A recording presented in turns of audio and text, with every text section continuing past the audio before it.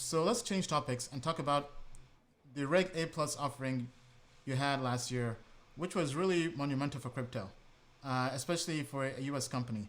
Kind of walk us through the reasoning of doing that and the pathway of getting the SEC's um, not endorsement but approval of the filing.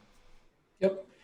Happy to. So, to give people a little bit background, we got the first ever SEC qualification for doing a token offering last year.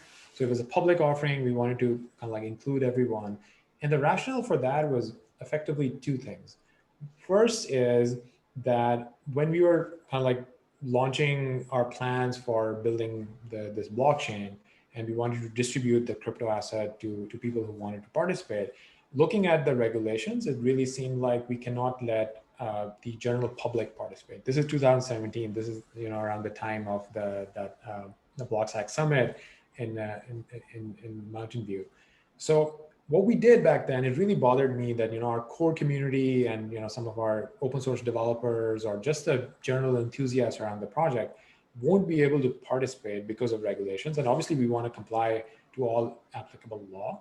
So what we did in 2017 was we did an offering that was open to accredited investors and large institutions, but we also gave everyone who wanted to get a voucher.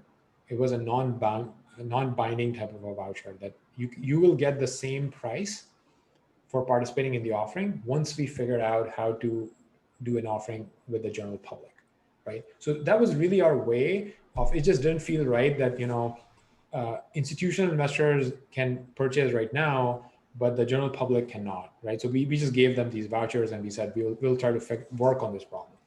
And looking into the regulations, I know there has been lots of kind of like different frameworks and different people saying that, hey, these things are not securities and this and that. It was at least very clear to me that the SEC is going to come in and basically effectively say that most of these things are securities, or at least they're securities at the time of launch, right?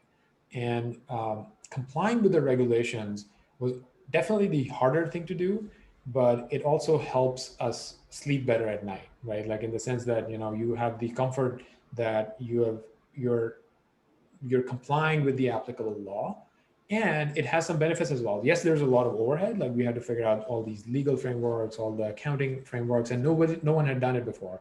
So we really had to figure out new ways for how to do it. But then during the process, you're actually doing a lot of public disclosure, which I actually think is a good thing, right? Like maybe there should be some easier way of doing such disclosures versus the kind of expense and complexity that we had to deal with. But these disclosures actually mean that anyone who wants to hold the stacked cryptocurrency actually has 180 pages of information on who the company is, what their financials are, who the directors are, who are the key employees, and what are their holdings, what are the main business, even our business contracts are publicly available, right? Like if we got a listing on Binance, like what agreement do we have with Binance is publicly available. So we are holding ourselves to these standards of a company that almost like goes public, like does an IPO. And we do periodic filings, like all of our financials and reportings, even today, right? So we did the offering last year, and we have been treating the asset as if it's a security in the US, even though even in our offerings, we say that it's a utility token, it gets used in smart contracts, like it has a network use, but we're just Yeah. being extremely cautious and careful to Yeah. treat it as if it's Now, a security. one thing, so just to kind of jump in here, because I did go through the offering because it was pretty important when it launched, and that's something actually our own legal counsel as well found very interesting. Even though you went through the filing, you never really agreed that it was a security. You said Yes. that you're following the laws in the U.S. However, you still believed it was a utility token.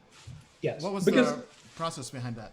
Yeah, because I think like in terms of what the token is, it's very similar to ETH, right? Like it gets used for transaction fees, it gets used for mining incentives, it gets used for smart contract execution, right? So it's like, and the token is a utility token in the sense of like people use that on the network, right? It's not a equity in any company, right?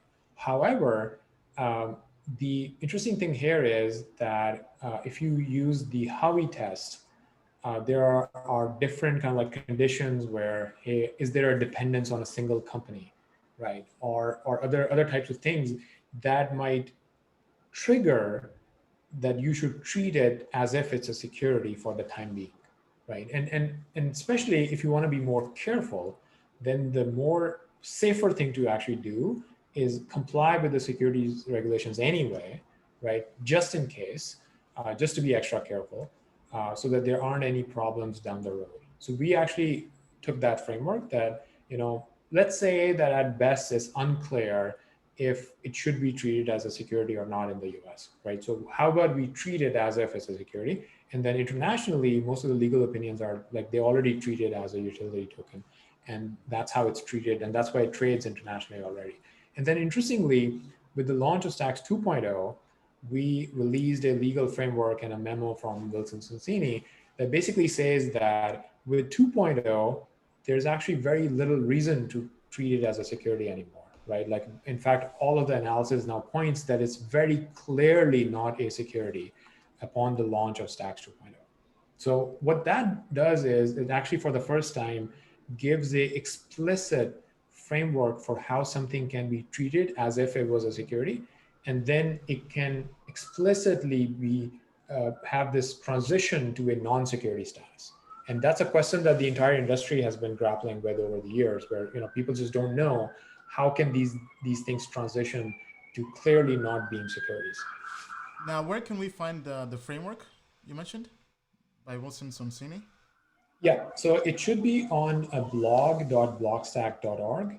And I think I tweeted out, there was a story in Reuters about it, and then I tweeted that out as well. I'm on @Muneeb, MUNEEB, my first name. Yeah, because that would be very good to kind of see. Now, you and Props Project are the only blockchain companies, to my knowledge, that have gotten approval. Ironically, both of you are also backed by USV, Union Square Ventures. Now, any idea as to why no other companies have been approved? Do you think it's because of the legal reasons?